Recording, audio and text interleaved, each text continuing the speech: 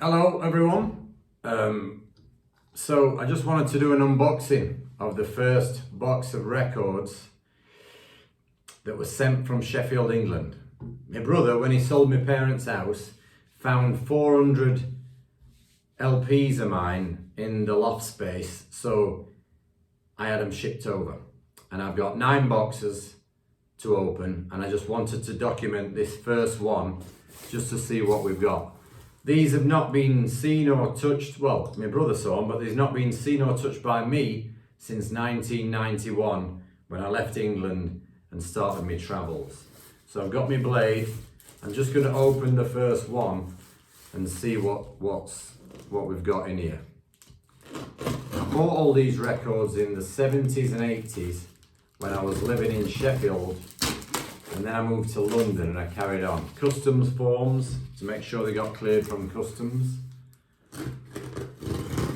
So, you know, a lot of this stuff I might be embarrassed about now. Who knows? I have to see. But it's here, and you're going to watch me do this first one if you're interested.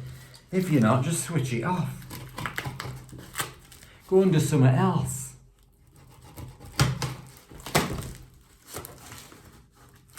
Found a good company in Sheffield called Mailboxes, etc. who went to my parents' house where my brother was living, picked up all the records, took them back to their warehouse, boxed them all up for me. Let's hope they're here in one piece, and shipped them over. Cost me about close to $1,000 to ship these 9 boxes over. So, are we ready to look at what's in here? I'll just show you a few. I'm not going to go through them all because these are big boxes. None of these might be playable. They might be all warped and ruined. First one is William Bell, Do Right Man, which came out on Charlie Records. It was a 1984 album release compiling some of William Bell's most famous tunes. Right, that's it. That's a good one. I'll keep that. What else we got here? Number 2, The Early Years, Marvin Gaye, a British Tamla Motown release. Brilliant. He sang on this album. He's got a version of his original version of Wherever I Lay My Heart, That's My Home. Ooh, Paul Young did a copy of that, did a cover version of that. Ooh, look at this treasure. David Ruffin, Me and Rock and Roll Are Here to Stay. Fabulous album, produced by Norman Whitfield. Oh, it's got some brilliant tracks on it. Hey, I had good taste, didn't I? I had some good taste. Here's, look, Teddy Pendergrass, Heaven Only Knows. I think this is one of them albums that came out after his accident and he was trying to make a bit of money and keep his name in the game. Teddy, wonderful, brilliant singer, influenced by Marvin Jr. of the Dells. Look at this one, big comeback album here for the godfather of soul, James Brown, Gravity. Do you think these are all warped? Do you think I can play? So it's all right showing you pictures, isn't it? But no good if they don't play. Next one, Dennis Edwards, Cooling Out. Not a fantastic album, but it had a couple of really strong tracks on it. And my favourite one is the title track. And then there is, I think there's one written by Sam Dees on here called You're My Aphrodisiac. No, I think that were on that other album he did. What was that other album called, his solo album? Don't Look Any Further. Oh, here's an interesting one, Temptations Reunion. That was the only album they made when Eddie Kendricks and David Ruffin rejoined the group, and there are actually 7 members, usually 5 members of the Temps. 7 on this, eh? Standing on the Top, produced by Rick James, full-length version. It's about 9 or 11 minutes. Fantastic. What's this one? What's next? All-time classic. If that's not in your collection, then it should be. It's Marvin Gaye, Let's Get It On. One of the most sensuous and wonderful albums ever made, that is. Brilliant. Actually, his sexiest might be I Want You, which was all Leon Ware produced stuff. Oh, look at this. The first the first release of the Kent Modern compilation albums, I think it is, for dancers only.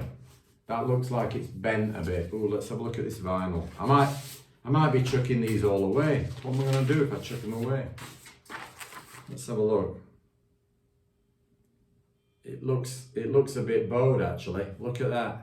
Oh gosh.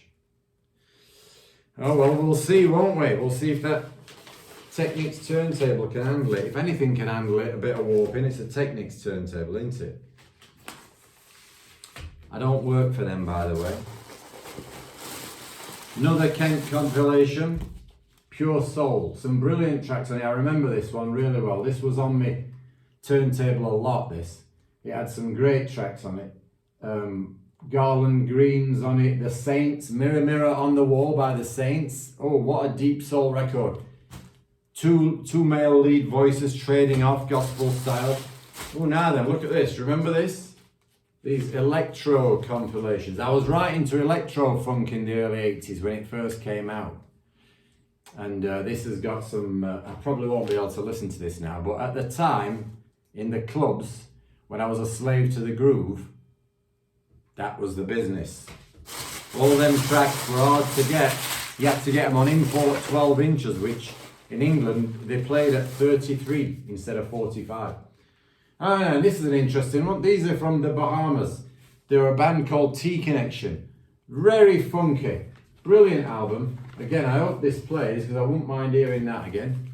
Groove to Get Down and On Fire. Fantastic 2 tracks on there. Another electro. We'll skip past that. Oh, there's a few of these electros. Look at that, eh? Kept getting a bunch of them in, didn't we? Another. Oh, I've got the whole set here. Are these worth anything? Might want to sell these. Look, there's even a UK electro because the UK hip hoppers were madly trying to copy what was going on in New York and the Bronx and doing their own version of it. Jackie Wilson, The Soul Years, Volume 2. Brilliant compilation of his Brunswick sides. Chuck Jackson. What a big voice. What a fantastic singer he was. Hey, we've got some good stuff in here. I hope these play. Look at that one. I think I bought that when I was on a trip to the US in 1990. And this is Rated Extraordinaire, Johnny Taylor. I think I bought that in California when I was just a wee lad, backpacking. Fabulous. One of the best pure soul singers ever, John Edwards. He made a couple of solo albums and then he went on to join the Spinners and he took over from Felipe. And John was very talented, gifted singer. He could hit high falsetto notes at the drop of a hat and he was gospel raised. Brilliant singer. All right, anyway, thanks for watching. That's it. I've got a ton more in here, but I don't want to bore you. So thanks for being there. See you later. Bye-bye.